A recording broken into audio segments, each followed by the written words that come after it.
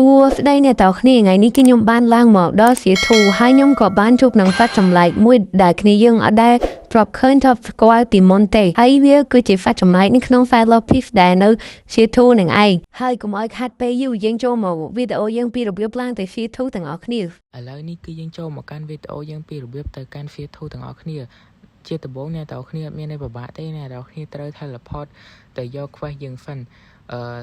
នៅ quest ជាងថ្មីរបស់យើងហ្នឹងដែលមានឈ្មោះថា World Island ហ្នឹងអ្នកទាំងអស់គ្នា teleport ទៅកោះហ្នឹងមករួចមកអ្នកទាំងអស់គ្នាដើរទៅជួបនៅ NPC មួយដើម្បីយើងទៅយក quest ពីវាចឹងណាអ្នកទាំងអស់គ្នាឥឡូវនេះគឺយើងទទួលបាន quest ពីវាហើយអ្នកទាំងអស់គ្នា quest ហ្នឹងគឺគេឲ្យយើងដើររក ancient fragment ឲ្យបាន2អ្នកទាំងអស់គ្នាហើយសម្រាប់ទីតាំងអ្នកទាំងអស់គ្នាចូលមើលអ្នកទាំងអស់គ្នាមើលនៅក្នុងវីដេអូហ្នឹងទៅគឺខ្ញុំនឹងប្រាប់ទាំងអស់ទេអ្នកទាំងអស់គ្នាឥឡូវនេះគឺខ្ញុំនឹងធ្វើការដាក់ទីតាំងទាំងអស់ឲ្យគ្នាយើងមើលចឹងណាឥឡូវនេះគឺយើងចូលមកកាន់ទីតាំងទី1សម្រាប់ទីតាំងទី1វាគឺ ancient fragment ហ្នឹងគឺវាអាច spawn នៅកន្លែងហ្នឹងអ្នកទាំងអស់គ្នាដែលខ្ញុំឈរហ្នឹងណាហើយអាចនឹងនៅម្ដុំអាគារដូចកង្ហារនោះទៀតអ្នកទាំងអស់គ្នាអ្នកទាំងអស់គ្នាដើរមកជុំវិញហ្នឹងទៅអាចនឹងវា font ចឹងព្រោះអីគឺវាអាចនឹង font គ្រប់កោះឥឡូវនេះគឺយើងនៅ Starter Island នេះគឺអត់មាន ancient fragment ទេយើងទៅរកនៅកោះថ្មីអ្នកទាំងអស់គ្នាសម្រាប់កោះថ្មីអ្នកទាំងអស់គ្នា teleport មក Desert Island មកអ្នកទាំងអស់គ្នាដែលជាកោះដីខ្វាច់យើងហ្នឹងរួចមកអ្នកទាំងអស់គ្នាដើរមកនៅចិត្តកន្លែង Conqueror នៅចិត្តកន្លែង Operation Haki អ្នកទាំងអស់គ្នានៅលើដំបូលហ្នឹងវាអាចនឹងមាន font នៅទីហ្នឹងអ្នកទាំងអស់គ្នាចូលមកកាន់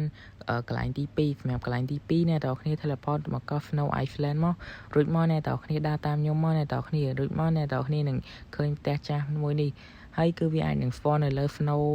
នៅក្នុងផ្ទះហ្នឹងអ្នកទាំងអស់គ្នាគ្រាន់តែដើរមើលនៅទីហ្នឹងទៅឥឡូវនេះនៅទីហ្នឹងក៏អត់មានដែរយើងទៅធ្វើការទៅកោះ Shibuya Station ម្ដងអ្នកទាំងអស់គ្នាដើម្បីរកមើលអញ្ចឹងណា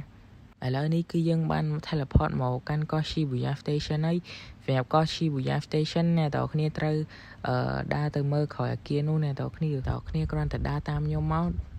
ឥឡូវនេះគឺយើងបានមកដល់ទីតាំងនៃ ancient fragment ហើយអ្នកទាំងអស់គ្នាគ្រាន់ដើរជុំវិញអគារហ្នឹងទៅអ្នកទាំងអស់គ្នាអាចនឹងមានឱកាសឃើញវាអញ្ចឹងណាព្រោះអីគឺវាអាចនឹង spawn នៅគ្រប់ទីកន្លែង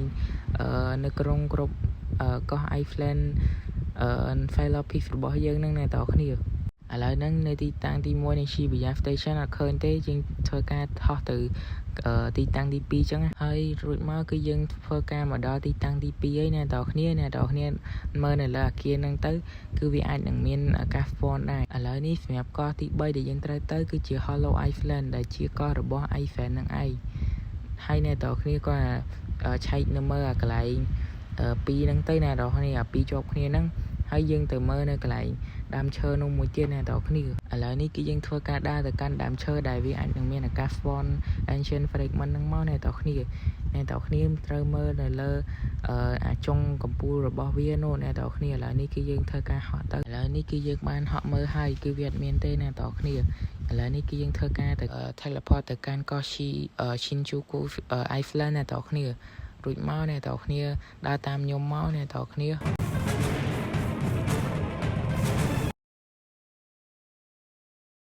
ឥឡូវនេះគឺយើងបានមកដល់ទីតាំង ancient ទី1ហើយអ្នកទាំងអស់គ្នាឥឡូវនេះគឺយើងបានancient fragment មួយហើយអ្នកទាំងអស់គ្នាបន្ទាប់ពីយើងដើររកមួយថ្ងៃមកពិតជាលយខ្លាំងមែនតើអ្នកទាំងអស់គ្នាឥឡូវនេះគឺយើងធ្វើការ collect មកហើយបន្ទាប់មកគឺយើងធ្វើការទៅកាន់ទីតាំងទី2ម្ដងអ្នកទាំងអស់គ្នាឥឡូវនេះគឺយើងធ្វើការទៅកាន់ទីតាំងទី2មកគ្នាយើងជាដំបូងអ្នកទាំងអស់គ្នាហក់ឡើងលើអាគារហ្នឹងទៅយើងមកដល់ទីតាំងទី2នៃ ancient fragment នេះជុំអ្នកទាំងអស់គ្នាគឺយើងបានរកឃើញ ancient fragment មួយទៀតហើយឥឡូវនេះគឺយើងបាន complete task របស់គេដាក់ឲ្យអ្នកទាំងអស់គ្នាចូលមកកាន់ task ទី2ម្ដងប៉ុន្តែខ្ញុំនឹងធ្វើការប្រាប់ទីតាំងទាំងអស់ទៅគ្នាយើងសិនដើម្បីយើងចូលទៅកាន់ quest ទី2ចឹងឥឡូវនេះគឺខ្ញុំធ្វើការបាន teleport មកកាន់ Flame Island ហើយសម្រាប់ទីតាំង Flame Island អ្នកទាំងអស់គ្នាទៅកាន់ផ្ទះទូចនេះផ្ទះហ្នឹងអ្នកទាំងអស់គ្នាឡើងទៅលើកន្លែងផ្ទះហ្នឹងទៅវាអាចនឹងមានអាកាស font ចឹងហើយទីតាំងទី2គឺនៅកន្លែង Colosseum នេះអ្នកទាំងអស់គ្នានៅកន្លែងដីខ្វាច់នៅក្រោយ Colosseum ហ្នឹងគឺវាអាចនឹងមានអាកាស font អ្នកទាំងអស់គ្នាគ្រាន់តែឆ្នាំ NPC ពណ៌សនៅខាងនោះទៅបានអីអ្នកទាំងអស់គ្នាឥឡូវនេះគឺយើងធ្វើការទៅកាន់កោះថ្មីដែលមានឈ្មោះថា Academy Island អ្នកទាំងអស់គ្នា រួចមកអ្នកទាំងគ្នាដើរតាមខ្ញុំមកអ្នកទាំងគ្នា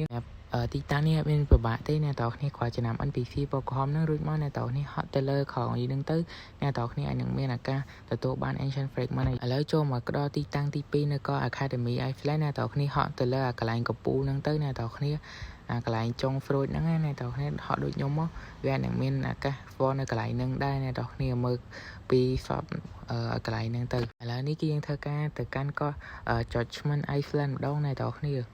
នេះ teleport តាមខ្ញុំមករួចមកអ្នកទាំងគ្នាហត់ទៅលើកន្លែងភ្នំហ្នឹងទៅអ្នកទាំងគ្នាវានឹងមានឱកាស for នៅហ្នឹងណាចូលមកកាន់ទីតាំងទី2ម្ដងអ្នកទាំងគ្នាយើងឆែកមកកន្លែងនៅកន្លែងក្រោយ Yamato Boss ហ្នឹងឥឡូវនេះគឺយើងឃើញ Ancient Fragment មួយទៀតហើយអ្នកទាំងគ្នាតែខ្ញុំអត់ខ្វល់ទេព្រោះអីគឺខ្ញុំបានបំពេញហើយយើងចូលមកកាន់កោះបន្ទាប់ម្ដងឥឡូវនេះគឺយើងចូលមកកាន់កោះបន្ទាប់អ្នកទាំងគ្នា teleport ទៅកោះ Ninja Island មករួចមកអ្នកទាំងគ្នាគ្រាន់តែចំណាំដើមឈើណាដែលនៅជិត NPC Farm Level ហ្នឹងហើយអ្នកទាំងគ្នាទៅលើចុងហ្នឹងទៅវាអាចនឹងមានឱកាស for នៅទីហ្នឹងដែរអ្នកទាំងគ្នាឥឡូវនេះយើងចូលមកកាន់កោះចុងក្រោយដែលជាកោះ Lawless Island ខ្ញុំសង្ឃឹមថាអ្នកទាំងគ្នាស្គាល់ទេមិនបាច់ចាំខ្ញុំ teleport ឲ្យមើលទេឥឡូវនេះអ្នកទាំងគ្នាដើរតាមខ្ញុំមកនេះវាអាចនឹងនៅលើចុងហ្នឹងចុងដែលជាប់នៅលើកន្លែងអាតូមិចហ្នឹងអ្នកទាំងគ្នាដើរចឹងមកវាអាចនឹងមាននៅហ្នឹងហើយចូលមកកាន់ quest បន្ទាប់ម្ដងអ្នកទាំងគ្នាឥឡូវនេះ quest បន្ទាប់ហ្នឹងគឺគេឲ្យយើងត្រូវទៅវាយ boss ដែលខ្ញុំដាក់នៅលើវីដេអូនេះអ្នកទាំងគ្នានេះគឺយើងធ្វើការមកកាន់កោះ Shibuya Station ដើម្បីទៅវាយ Curse Vessel ហ្នឹងអ្នកទាំងគ្នាចេះតែវាយទៅអ្នកទាំងគ្នាអាចចេះតែវាយ random boss បានអ្នកទាំងគ្នាព្រោះអីall map all one map piece ហ្នឹងគឺវាអាចនៅ boss ទាំងអស់ហ្នឹងអ្នកទាំងគ្នាចេះតែវាយទៅវាតាមសំណាងរបស់យើងទេនៅពេលដែលយើងមានសំណាងគឺយើងអាចនឹងវាមាន drop ចឹងហើយអ្នកទាំងគ្នារួចមកខ្ញុំក៏បានធ្វើការ teleport ទៅកាន់ boss Island អ្នកទាំងគ្នាដើម្បីទៅវាយមេលេងចឹងណាអ្នកទាំងគ្នា Grelo បានចឹងណាអ្នកទាំងគ្នាចេះតែ fon វាយទៅអ្នកទាំងគ្នាអានេះគឺយើងសាក់វាយមកអ្នកទាំងគ្នាគឺយើងបានមួយអ្នកទាំងគ្នាពិតជាលយខ្លាំងមែនតើឥឡូវនេះគឺយើងធ្វើការ fon មួយទៀតមកអ្នកទាំងគ្នាធ្វើការចុច font ชิงហ្វីហ្នឹងឥឡូវនេះគឺយើងធ្វើការបានមួយទៀតហើយអ្នកទាំងគ្នាពិតជាអែមខ្លាំងមែនតើវាយតែបន្តិច for បានបាត់ឥឡូវនេះគឺយើងវាយមួយទៀតមកបានមួយទៀតហើយអ្នកទាំងគ្នាអត់បានខ្ញុំច្រឡំអ្នកទាំងគ្នា sorry អើយដល់កឥឡូវនេះគឺអ្នកទាំងគ្នាចេះតែ font boss ហើយវាយទៅអ្នកទាំងគ្នាសំខាន់គឺវាយឲ្យចំ6boss ដែលខ្ញុំដាក់នៅលើវីដេអូនេះអ្នកទាំងគ្នាចេះតែវាយ random ទៅព្រោះអីគឺវាតាមសំណាងរបស់យើងទេគឺវាយទាំងអស់កាន់តែល្អអ្នកទាំងគ្នាហើយឥឡូវនេះបន្ទាប់ពីខ្ញុំបានចំណាយពេល7ម៉ោងរួចគឺខ្ញុំបានធ្វើ quest ទាំងអស់ហ្នឹងរួចរាល់ហើយអ្នកទាំងគ្នាយើងទៅកាន់ World Island វិញមករួចមកគឺយើងអាចទៅធ្វើការទៅកាន់ Fear 2 បានហើយអ្នកទាំងគ្នាឥឡូវនេះគឺយើងធ្វើការ teleport ទៅកាន់ Fear 2 ជាមួយបងអូនខ្ញុំមកអ្នកទាំងគ្នាឥឡូវនេះគឺយើងបានទៅដល់ Fear 2 បាត់ទៅហើយអ្នកទាំងគ្នាពិតជាលយខ្លាំងមែនតើគឺខ្ញុំរំពឹងចាំយូរហើយព្រោះខ្ញុំចំណាយពេល7ម៉ោងដើម្បីទៅកាន់ Fear 2 នឹងឯងអ្នកទាំងគ្នាឥឡូវនេះគឺយើងធ្វើការទៅកាន់កោះ Punch Island មកអ្នកទាំងគ្នាដើម្បីទៅ farm level នៅទីហ្នឹងចឹងណាហើយនៅពេលដែលខ្ញុំកំពុង farm level សុករឿងដែលអ្នកទាំងគ្នាភ័យរឿងដែលអ្នកទាំងគ្នាកំពុងខ្លាចរអាក៏បានកាត់ឡើងនេះគឺជាសត្វចម្លែកនៅក្នុងFile Piece អ្នកទាំងគ្នាដែលមានឈាមរហូតទៅដល់500 ទេអ្នកទាំងគ្នាពិតជាសាហាវខ្លាំងមែនតើNPC នេះខ្ញុំមិនដឹងវាគឺជាសត្វចម្លែកអីគេទេអ្នកទាំងគ្នាកុំភ្លេចជួយ comment ប្រាប់ខ្ញុំផងហើយចឹងវីដេអូយើងក៏មានតែប៉ុណ្្នឹងទេបាយជាមួយនឹងសត្វចម្លែកដែលអ្នកទាំងគ្នាមិនដែលស្គាល់នេះហើយបើអ្នកទាំងគ្នាត្រូវការ item អ្វីដែលទាក់ទងនឹង File Piece ក៏ដូចជា item ឬក៏ free ឬក៏អ្វីតាក់ទងនឹង File Piece ទាំងអស់អ្នកទាំងគ្នាត្រូវការអ្នកនៅនេះមានចឹងណាចឹងអ្នកទាំងគ្នាអាចតែតោះខ្ញុំបានបើអ្នកទាំងគ្នាត្រូវការសម្រាប់ link Telegram គឺខ្ញុំនឹងដាក់នៅក្រោម comment នឹងឯងហើយអ្នកទាំងគ្នាកុំភ្លេចជួយចុច subscribe នៅវីដេអូនេះមួយផងអញ្ចឹងវីដេអូយើងក៏មានតែប៉ុណ្្នឹងទេបាយមក